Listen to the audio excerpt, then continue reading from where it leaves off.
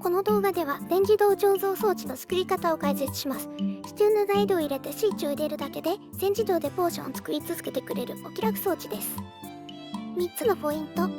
1つ目、醸造台を3つつなげた生産ライン。2つ目、銅の電球によるホッパー制御。3つ目、コンパレータークロックによるタイミング調整。1台作っておけばマルチプレイで重宝すると思います。タイムスタンプをしてありますので、好きなところだけ見てください。装置本体の大きさは 7×11 の高さ9。必要なアイテムはこんな感じです。建屋の大きさは 16×16 の高さ20。ざっくりした建材の量はこんな感じです。まずは床を張ります。向きは東西南北好きな方向で。座場板は F3 プラス G を押してちゃん境界を表示し、その中に立てます。頭部板は建屋の四隅のどこか1箇所、X と Z 座標が16の倍数になるように場所を選んでください。床はこんな感じです。それではここに装置を作っていきましょう。こちらの端の真ん中にラージチェストを2つ置きます。ラージチェストに向けてホッパーを2つつなげます。下のホッパーの横に通しながらハイブロックをつけて、その横にスルブロックを階段のように5つ並べます。1、2、3、4と。そしてスルブロックの上に銅の電球を1、2、3、8つ置きます。銅の電球からつながるようにコンパレーターを4つ置きます。ホッパーの上に醸造台を置き、その横をうまく狙ってシフトでホッパーをつなげます。さらに醸造台、ホッパー、醸造台、ホッパー。こんな風に3つ置きます。銅の電球を手でオンオフできるようにボタンをつけます。ボタンを押して電球をつけておきます。電球がオンになっているとコンパレーターから信号が出て、その先のホッパーが物を吸わなくなるので、今は全部のホッパーが止まっています。次はこの電球をタイミングよくオンオフする仕組みを作っていきます。裏に回ってこっち向きにオブザーバーを階段上に5つ置いていきます。1、2、3、4、5。オブザーバーから左側に2つ離れたところにフルブロックを階段上に5つ置いていきます。1、2、3、4、5。今置いたフルブロックを狙って粘着ピストンを5つ横につなげます。フルブロックの上にレッドストーンダストを敷いて、ハーフブロックを1つ、ダストを敷き、また横にハーフをつなげてこちら側に1、2、3、4、5、6、7、8、9。折り返して1、2、3、4、5、6、7、8、9、10、15。フルブロックを置いて横にレッドストーン装置を挿します。レッドストーンダストを2つ敷いて、コンパレーターを1、2、3、4、5、6、7、8。ダストで折り返して1、2、3、4、5、6、7、8。これで周期 22.5 秒。1.6 秒ごとに信号強度が1つずつ弱くなるコンパレータークロックができました。F3 でデバッグ表示を見てみましょう。右の方のカバーの数値、レッドストーン信号の強度が13から0まで 1.6 秒ごとに弱くなっているのがわかります。信号は距離でも減っていくので、遠い方からだんだんピストンが縮んでいき、オブザーバーの信号がブロックに伝わり、接している電球がついたり消えたりする仕組みです。装置を止める仕掛けを作ります。ここにレバーを置いて引くとブロック止まります。わかりやすいようにここにレッドストーンランプを置きましょう。ランプがついていれば装置が止まっている状態です。次にガラス瓶を自動で水入り瓶にする仕組みを作ります。ホッパーの上にラージチェストを置いて、それにつながるように横からホッパーを置きます。ここが水になりますが、今は仮ブロックを置きます。水がこぼれないようにトラップドアを置きます。反対側は装置と干渉するのでガラスにします。この水にガラス瓶を発射するようにディスペンサーを置きます。下に仮ブロックを置いてこちら側から設置します。ディスペンサーの後ろにフルブロックを置いて仮ブロックを置いてハーフブロック、その上にコンパレーターを置くと、ブロック越しにディスペンサーの中身をコンパレーターが検知します。コンパレーターの先にシフトでブロックを置き、レッドストーントーチを刺します。これでディスペンサーにアイテムが入っている時だけトーチが消えます。コンパレーターの下のハーフブロックの横にスルブロックを置いて、その上にパワードレールを敷きます。パワードレールの状態を監視するようにオブザーバーを置き、その後ろにスルブロックを置きます。これでパワードレールの変化をオブザーバーが検知するとディスペンサーが動きます。さらにこの信号をオブザーバーに戻してあげてクロック回路にします。仮ブロックを置いてハーフブロックを2つ置きます。ここの信号をレッドストーンダストでパワードレールの下のブロックに伝えます。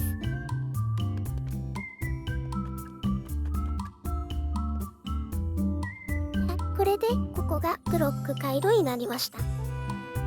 仮ブロックを外して水を入れます。これで装置は完成です。終点してみましょう。全部の電球をオンにしてホッパーを止めます。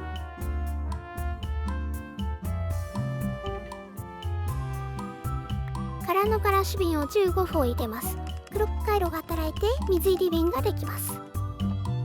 実際に暗視のポーションを作ってみます。ブリーズパウダー、ネザーウォート、ジンのニンジン、レッドストーンダスト、燃料入れてネザーウォート、これで奇妙なポーションになります。燃料入れて金のニンジン、これで暗視のポーションになります。燃料入れてレッドストーンダスト、これで暗視の効果時間が8分に延長されます。水入り瓶はもう溜まってますね。停止レバーを解除してあとはしばらく待ちます。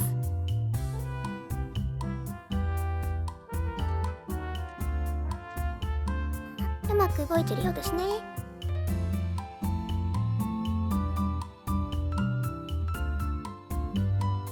それでは建屋を作っていきます。数値の高さがそれなりにあるので、業界岩レンガで土台を積み上げてつかぬようなものを作り、2階までぶち抜く感じにしました。現在は泥レンガを中心に業界岩レンガや多くの原木を使っています。宿や窓の縁取りにはベールオークの板材を使い、アクセントにしています。ペールオークは最近追加された素材です。優しい白色でとても使い勝手が良いですね。建屋のデザインはオーソドックスな洋風にしました。言いだけ建築は本当に苦手なんですが、可愛いものになっていたらいいな。ここで左の屋根の高さが一段高いことに気づいて修正しています。端の装飾がうまくつけられなかったんですよね。ついでに煙突の位置も変えています。屋根が出来上がったので壁を埋めつつ装飾を足していきます。ペールオークと泥のレンガの組み合わせ、なかなかいいですよね。こちら側は裏手になるので窓もつけずにほとんどそのまま埋めています。最後の側面を仕上げ、建屋はほぼ完成です。ちょっとしたネザーウォートの畑と小屋を作ったりして、相弁もちょっと物を置いたりしてみます。内装も軽く作ります。天井も塞いでおきましょう。内装はこんな感じ。これで建屋は完成です。お疲れ様でした。それでは使い方を解説します。まず装置が動いている場合は一度止めます。この停止レバーを引くとここのランプがついて装置が止まります。装置が止まったら全部の電球がついていることを確認します。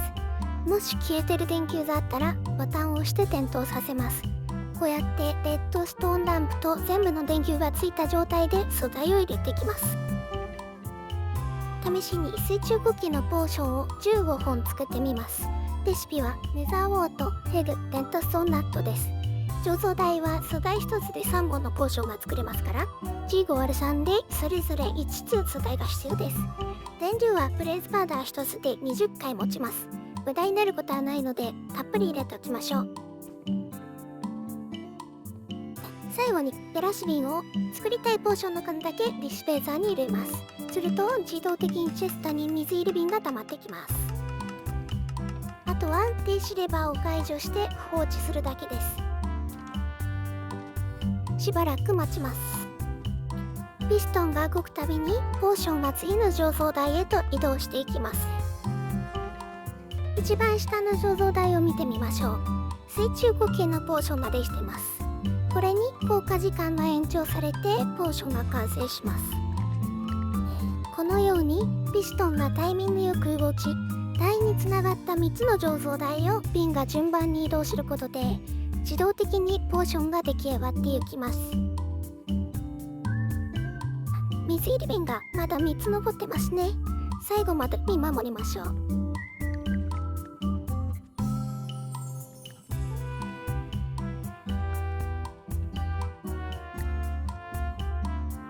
終わりました。完成した15本のポーションはこのチェストに入っています。やったねー。強化の負傷の残留ポーションは素材が6つ必要なポーションです。レザーウォート、きらめくスイカの薄切り、グローストーンダスト、発光した雲の目、火薬、ドラゴンブレスの6つです。つまり特解造像は必要ですので醸造台を6つに増やしました。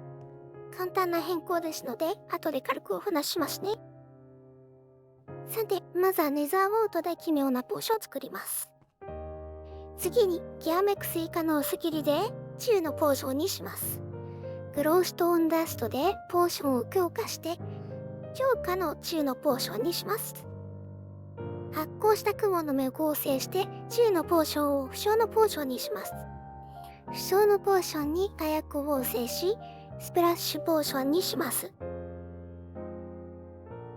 最後にドラゴンブレスを合成して強化の負傷の残留ポーションが完成します。装置自体は今回の装置をこっち側に伸ばしたものです。醸造台やホッパーを上の段と全く同じように置いて3段分伸ばしています。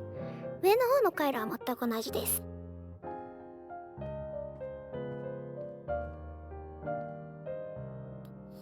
せっかくなので60本作ってみましょうか。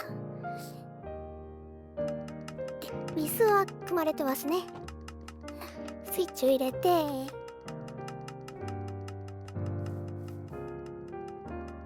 待ちます。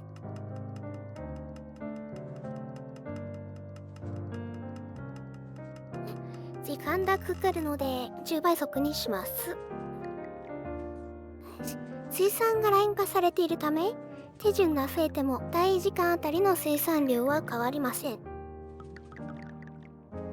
つまり最初に生産が進んでラインが満たされた後は 22.5 秒ごとに3本のポーションが完成していきます。ただドラゴンブレスなんですが、ドラゴンブレスで醸造するとドラゴンブレスの分のガス瓶が飛び出してくるんですね。で飛び出してくるんですが、これ下のフッカーは醸造台に接続されているため吸ってくれないんですよね。ですのでガラス瓶を回収するためにはここに自分で立ってる必要があります。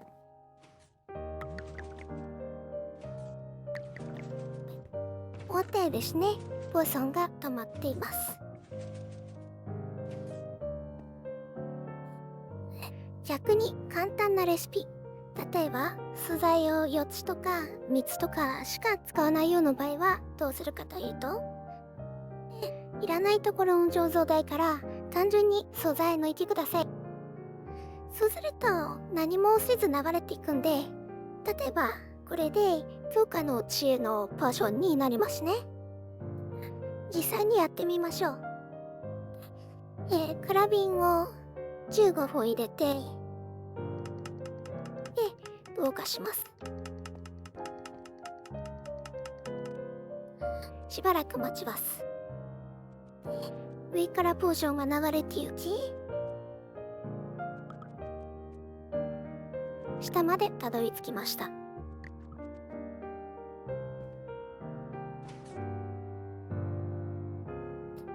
出来上がった超過の10のポーションはそのまま下までベルトコンベヤーのように流れていき、